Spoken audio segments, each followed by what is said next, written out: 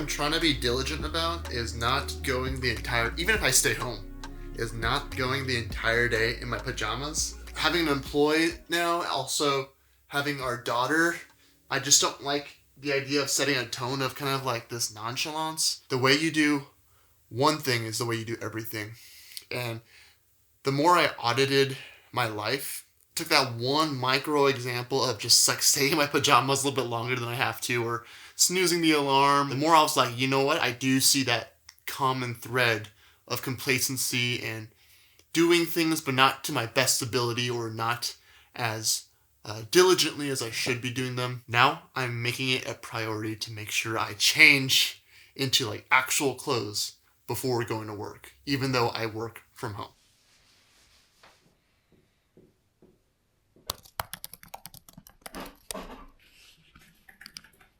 I saw another video where somebody was doing something a lot like this, and like you could see like them just sitting on the floor, and it looked like super cozy. It's not like a set where like everything is nice and pristine all the time, so I just tried to use this so you know. Today has been a very strong day. I am on this high. I feel like actual momentum. I know that's like a physical thing, but I feel like there's literal momentum behind my day just because of the activity and the pace that we started off with. Today we woke up at 4:45 a.m., which is early for me at least. I know some people out there be like, I just don't go to sleep. I just go from straight 24-hour vampire cycle. That was so beneficial to wake up at 4:45 just because I had essentially a half day by the time the baby and wife were awake. And I was like, wow, I'm in this completely different headspace, because part of why I think I have a lot of frustration in the day or by the end of the week is because I'm like, oh, I didn't do anything that I wanted to do. And the reason why is because there's no time, which sometimes is true. And if you want to audit your time and be really, really, really like anally truthful, you probably are being inefficient, which is what I was. And if something that you really, really want to do is driving you to feel that certain way, you can make time. It's not about finding time anymore. It's about making time. For me, it's just like non-negotiable. I have to keep things consistent. Otherwise, I will always find some sort of exception to my own rule. Like I have to make something concrete. Otherwise, everything that builds on top of that, it's never going to stand. So my non-negotiable rule now is wake up at 4:45 to 5, get my day started. And that allows me to do the things I want to do that bring me peace and allowed me to serve my family the best way possible. So this morning we started off finishing Nehemiah. I had never read Nehemiah before, but my father-in-law last Saturday actually brought it up as something that his work actually tells him to read for project management, which I was like, very interesting. Probably has to do with project management then.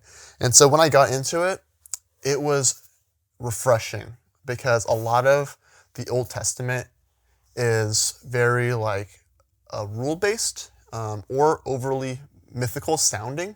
I believe everything in the Old Testament literally happened. There's like a little bit of a tone shift going on. It's like almost overly practical, where it's like this dude Nehemiah is from the king's court in Persia, and he requests time to go back because he's saddened by the wall of Jerusalem that's been broken down. So he requests time to go back. The part I thought that would be really practically helpful, and that is my goal to implement today, and that I think would help a lot of y'all, is actually Nehemiah 3. Nehemiah 3, and I've got my iPad here, I've got my Bible here, so I'm quoting everything. But Nehemiah 3 was one of the ones I think a lot of people skip, or they just read it kind of like a magazine article. This happened, this happened, this happened.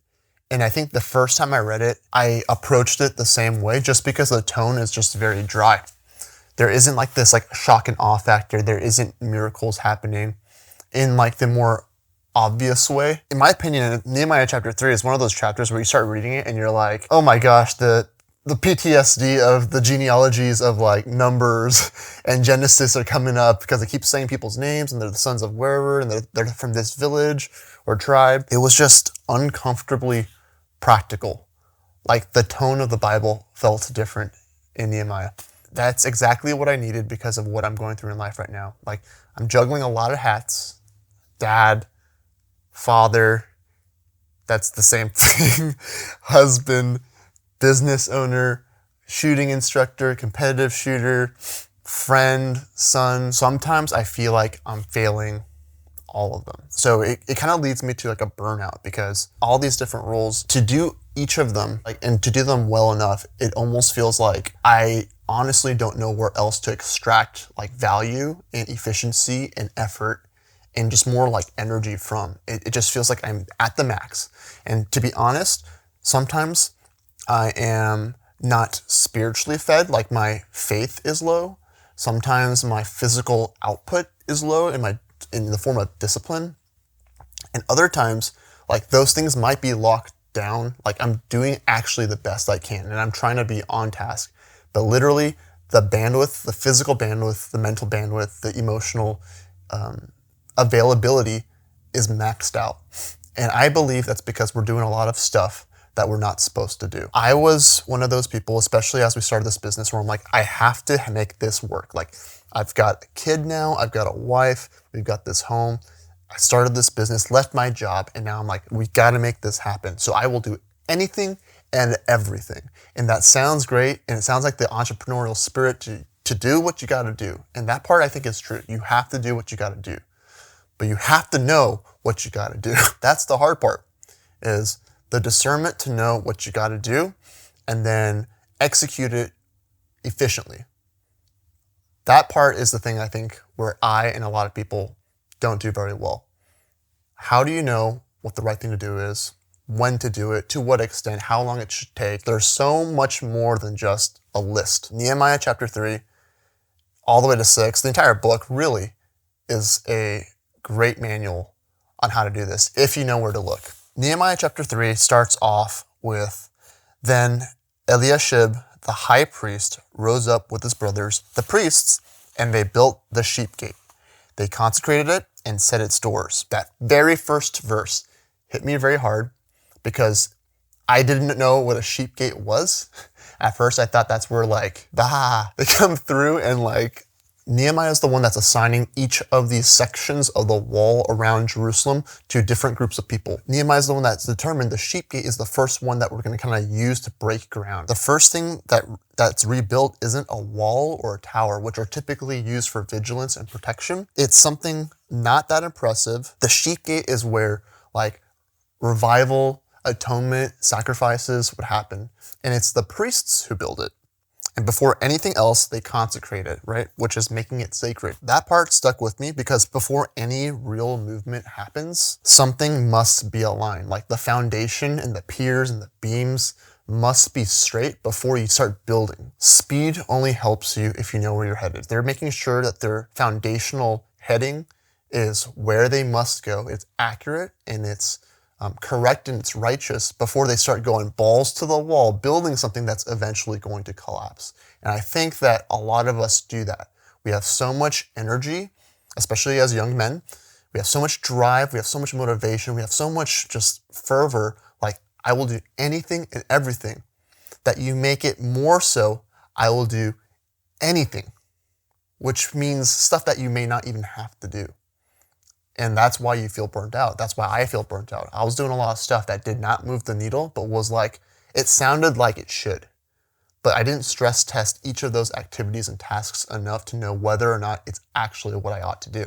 I started doing this morning routine before I actually got to Nehemiah 3, but I think that's what I was actually yearning for and trying to accomplish, was some way to orient myself, some way to ground myself so that the rest of my day actually had purpose. There was a reason for it, and so my tiredness didn't really go away, but it felt more focused and it felt more purposeful. Prayer is kind of where you decide what your tasks should be. What is it that would be serving to my family? What is it that would be honoring to God? How can I serve my neighbor? What are other people going through? This person's sick, this person's going through a hard time with their marriage. Prayer gives you that conviction. Faith is the conviction enough. Do I actually want to do something with this? Do I actually fear God enough to make this potential energy go kinetic? And then there's just obedience. Surrender to, what did God tell you to do? Do you fear him enough? And it's just, what are you going to do about it? Nehemiah, I think, in that way has encapsulated that, which is let's start off at the sheep gate. Let's consecrate it. Let's get our worship correct. And then let's go all in on making this new wall. After that though, it's kind of like this laundry list of names and people working on different sections of the wall, which was kind of hard to read, honestly. It just keeps going on and on. It's just name after name, section after section. Nehemiah 3:2, this is ESV, it says, and next to him, the men of Jericho built, and next to them, Zachar, the son of Imri, built. It keeps saying next to him, next to him. It actually repeats that in that chapter over 30 times, which is like not very good screenwriting. At first, it feels repetitive, but I think it's repetitive on purpose. Like everything in the Bible is inspired by the word of God. It doesn't say Nehemiah told everyone to build the entire wall. Like that's way too general. That's way too blanketed. He could have said that. Like everybody did the same amount of effort, had the same general project, didn't really own their own part of the wall. It's not like that. Actually, it tells you exactly who did what and how much of it. He's telling us who built which part, who showed up, who took responsibility, who stayed in their lane. This isn't a metaphor, it's straight logistics. It's organization, it's assignment, it's clarity. And it actually says like when people, certain lords would not stoop to serve their lord. So it says like those guys, they didn't do anything. These guys, they did more. They did their section and more. And other people only did the part opposite of their houses, right? Which is very realistic. My exhaustion lately was not from a lack of effort.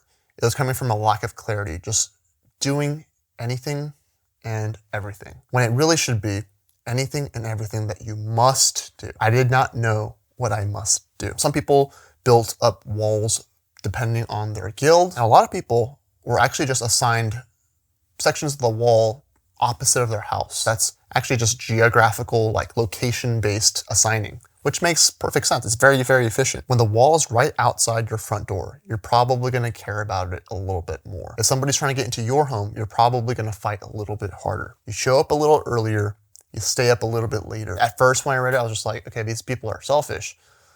But in reality, like it makes sense for why Nehemiah assigned them that. If you're gonna do it, you might as well do it for yourself. The faith, the participation, the contribution is not private. It might have started off as a private reason for why you want to do this. It's very personal to you, but everyone's section of the wall is connected. It's like a circular wall. That way, like if you don't do your job, everybody knows because literally the wall will stop. I had to ask myself, I'm working from home physically, like literally, but these projects that I'm working on that I say that I'm doing for my family, that I am giving my all to, was I really treating it like it was my home?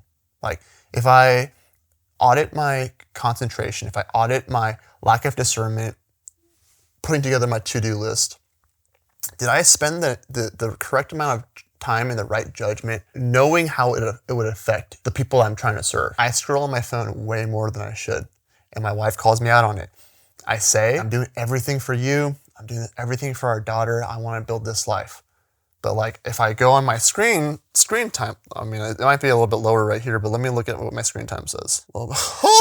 Okay, I mean like, sometimes this is like Google Maps fudge. What I say and what my actions are showing, like, does that show like proper stewarding of the responsibility, the charge that I've been given as head of my household and someone that is trying to build his future? I would probably argue not. Just because it's in my home, just because this is for my home, like I should be fighting harder. The lords, when I first read about the lords who did not stoop, this is Nehemiah 3:5.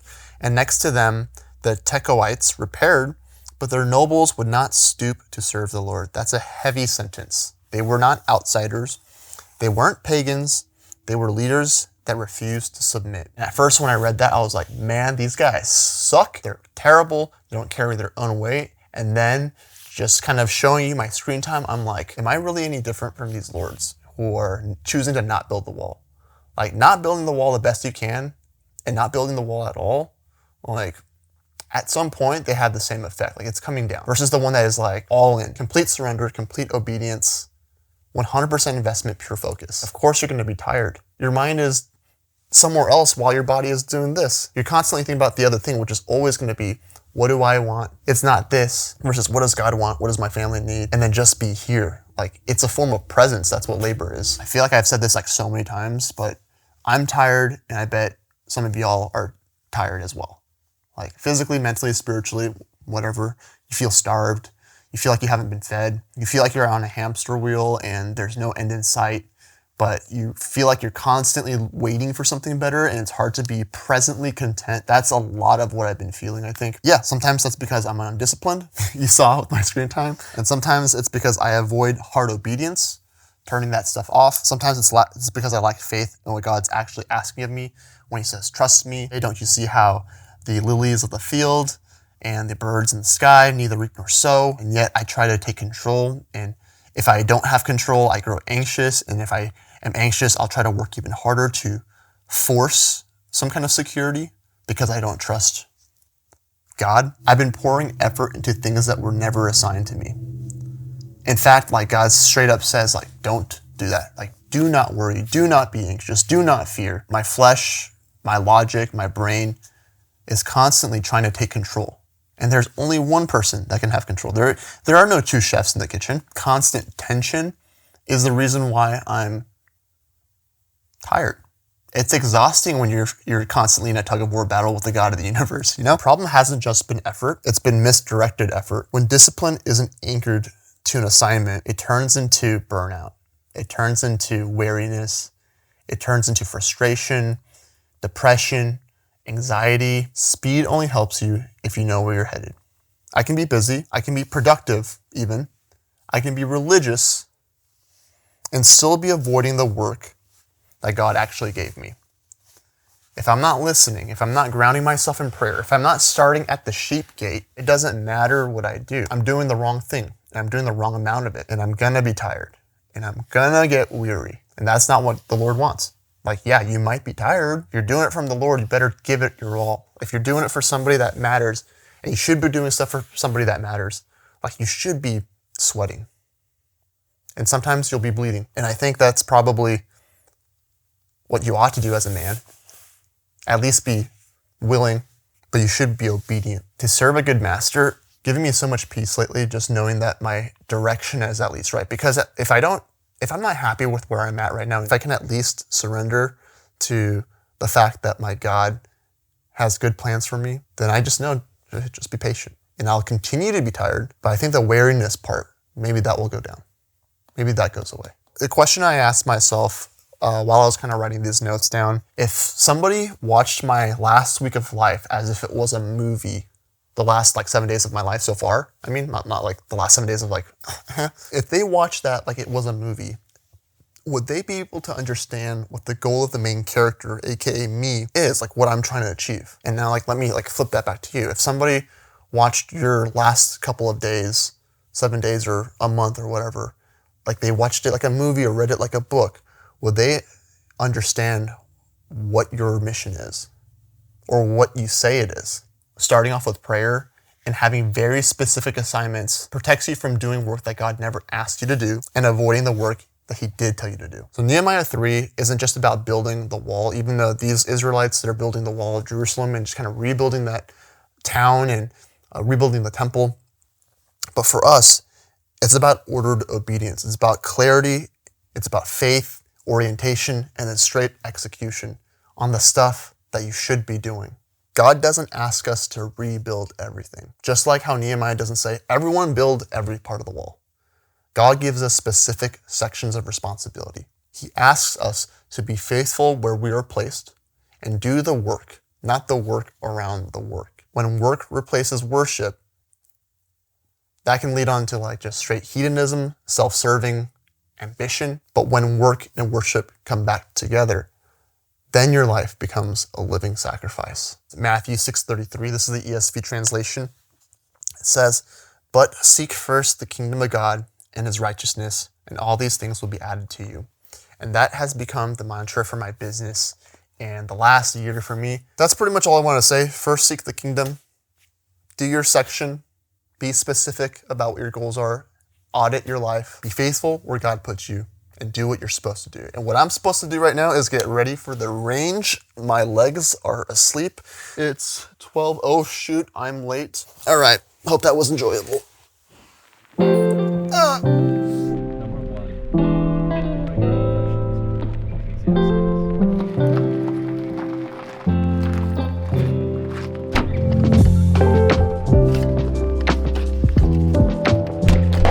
So we're here at Mission 160.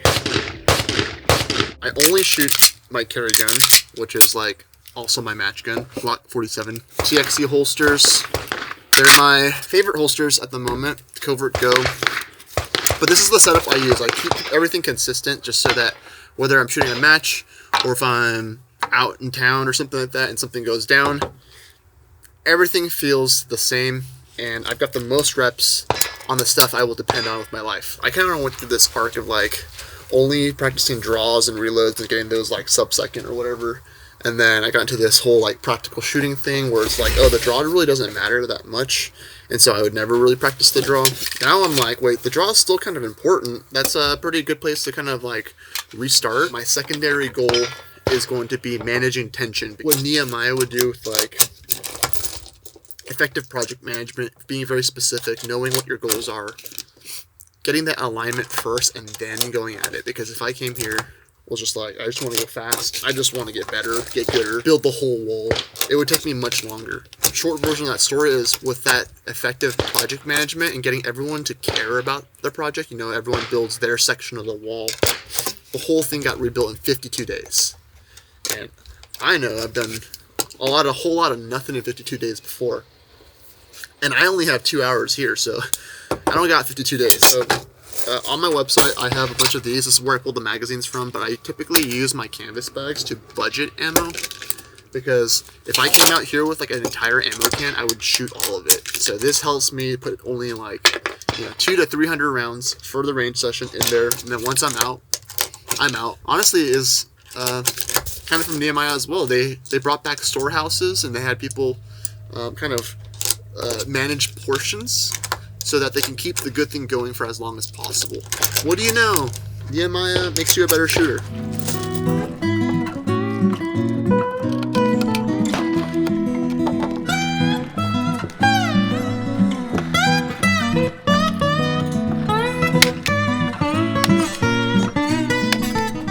If you guys don't know, my company is called Cloak and Dagger. We make like black-sided target pasters. The paster is the thing that you cover the holes on the cardboard with.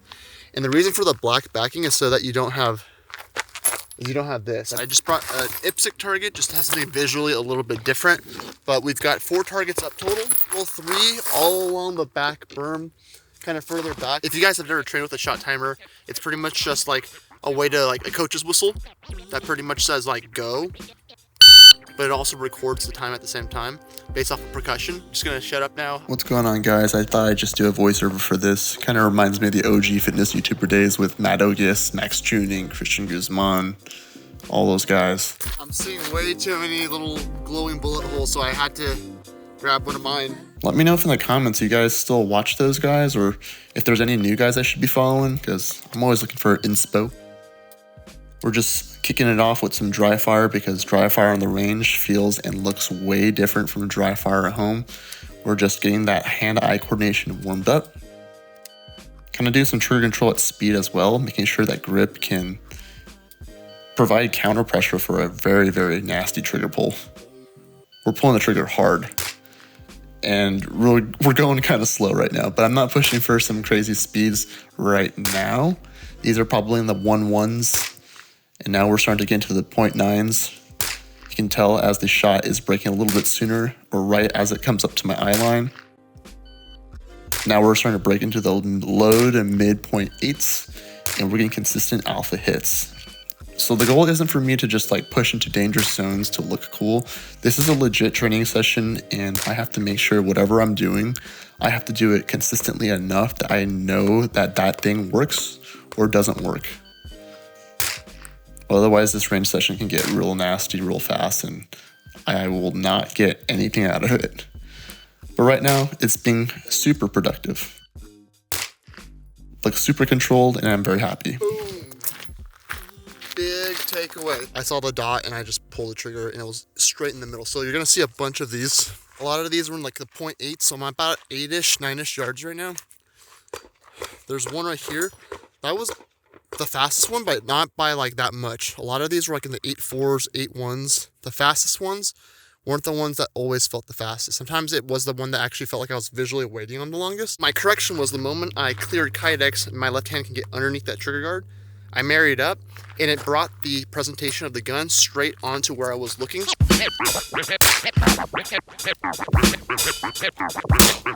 Sub-second round, 10 yards. It's getting pretty easy, but it's starting to hurt. This is starting to kill me.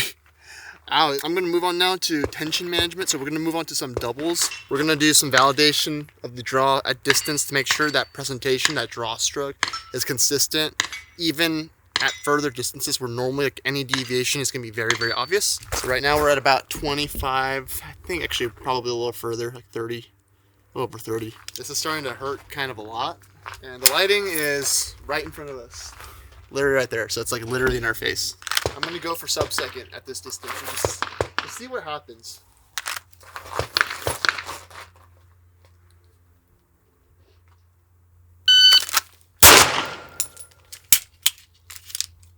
That was a 9.5. That felt like a little high left. That felt middle right. High center. 114. So it's 9.5, 101, 114. Ooh. Alright. And there's blood on the gun. The very left one was the first one I called. Oh, I see. It's a little bit more canted this way. That changes things. So we've got Charlie, Charlie, Charlie, Charlie. So that's not like the worst, honestly.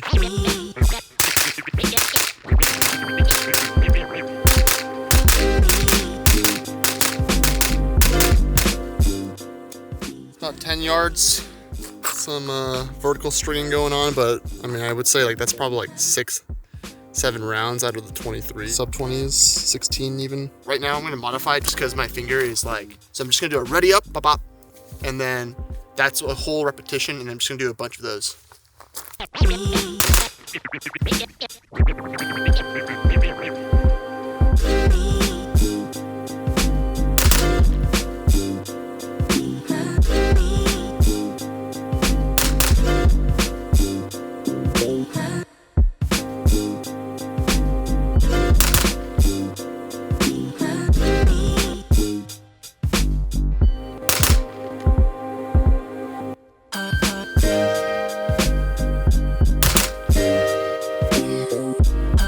Definitely feel that.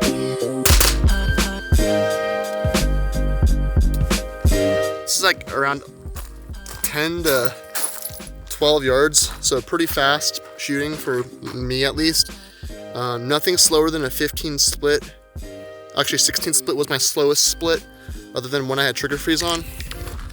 Everything is by and large in the alpha, which is not really what I'm looking for. I do want that, yes, but I'm looking for trends here. So now we've moved on to doing some transitions, which in my opinion are probably the most important skills after just hitting what you want to hit.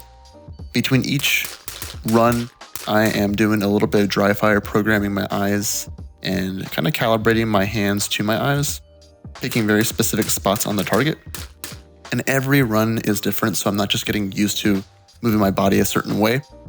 And the closest target right now is about 12 yards from me. And the furthest targets, which are all the same, 3 targets in the back, are about 19 yards away from where I'm standing. So the goal is to shoot as aggressively as I can and get the most amount of points as possible.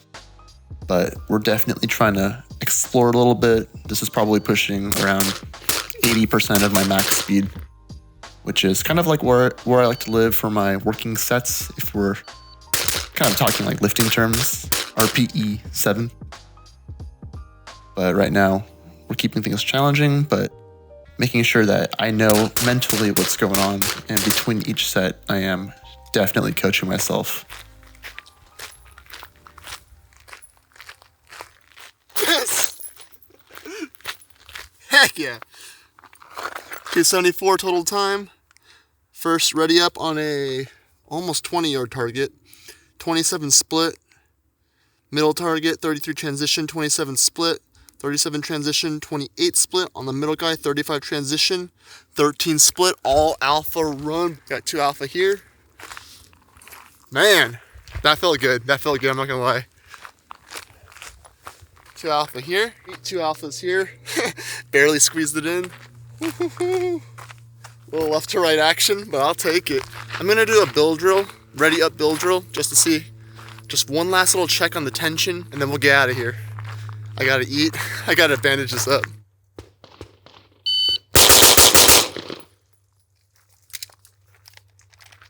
One Charlie, fudge. One to the left.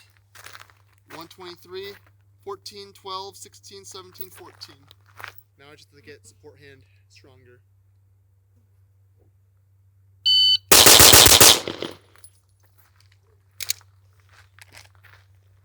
All alpha. That one's an all alpha. Because we had one Charlie before. That was the Charlie we had before. This one was all alpha. 47, ready up. 14, 13, 14, 13, 14. Very consistent. I'm happy with that. Gonna pack up now. Let's get home. And on a good note, that's my pro tip of the day. A pretty good training day. This goes back to what I was saying before of like, if you really do have more than you give yourself credit for, I think. You're blessed with so much.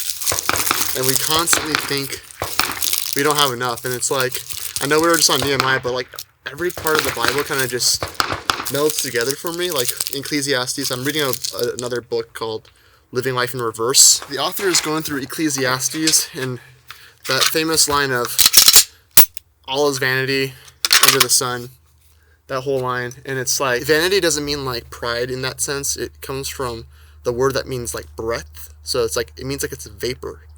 So when it says like all is vanity, it means that like everything on this earth, everything under the sun its existence is like a mist. You're never gonna have enough. The rivers and the oceans never overflow. They go from water to rain and then back in again. And the sun chases its own tail. The eyes never absorb more than they can see, and the ears never absorb more than they can hear. And there's never like full. There's never full contentment. And the thing that you're chasing is actually pure novelty, which by its very nature is like the point of diminishing returns. The moment you get it, the moment you have to have something novel again. It's the goal that you can never achieve. The same thing I think is with contentment. There is no such thing unless you just put the line in the sand yourself and you just say, God, whatever situation I'm in, it is enough. And even in like a secular example, it'd be like Warren Buffett. They said, I think someone asked him like, how much money would make you happy, or like how much is enough? And he says, just $1 more.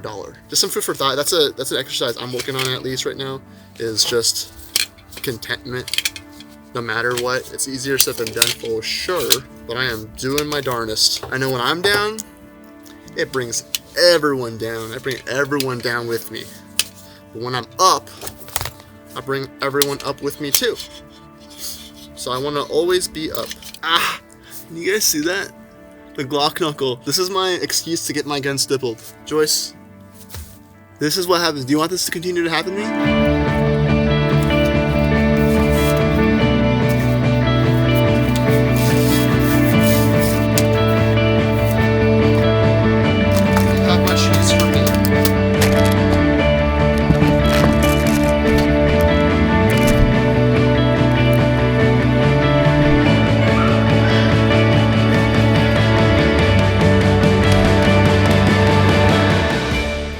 Paul says our worship isn't just what we say or sing, it's what we present.